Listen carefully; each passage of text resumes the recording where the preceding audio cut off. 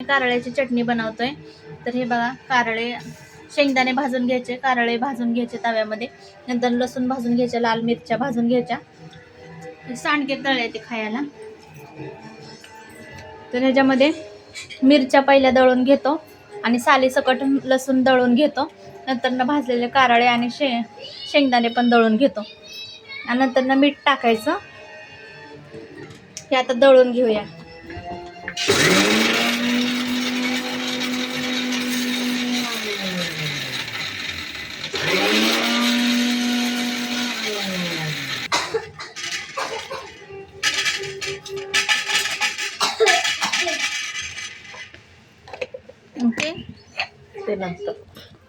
आता लसूण टाकून दळायचं.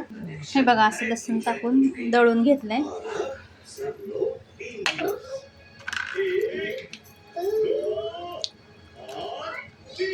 काढून ठेवायचं का ते?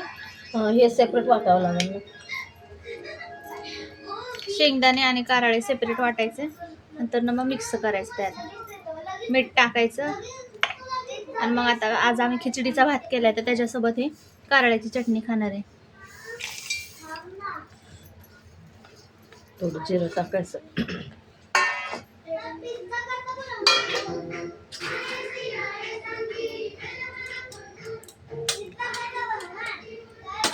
जिरं टाकून वाटायचं.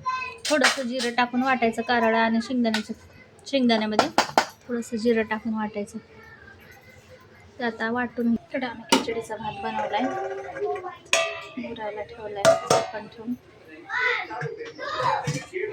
आता हे ते राहिलेलं आपलं आधीचं दळून घेतलेलं ना मिरची, ती त्यात टाकली आणि कारळं, शेंगदाणं आणि जिरं टाकून ते दळलं. आणि ते दळलेली होती ना आधीची मिरची, ते त्यात मिक्स केली आणि मीठ टाकून आता दळून घ्यायचं. हे बघा, अशी बनवली चटणी, कारळ्याची चटणी. त्याच्यामध्ये पहिल्यांदा शेंगदाणे भाजून घ्यायचे, कारळं भाजून घ्यायचं तव्यामध्ये. नंतर लाल आपल्या मिरच्या असतात ना लांबक्या, त्या भाजून घ्यायच्या. नंतर तेल टाकून पण भाजून घ्यायच्या त्या मिरच्या. पहिल्यांदा मिरची दळून घ्यायची, नंतर मग मिरचीमध्ये ते भाजलेला आपण बिन साल काढता भाजलेला लसूण तो पण दळून घ्यायचा. आणि तो दळल्यानंतर मग त्याच्यामध्ये परत ते साईडला काढायचं. नंतर मग कारळं, शेंगदाणं, जिरं टाकून दळायचं.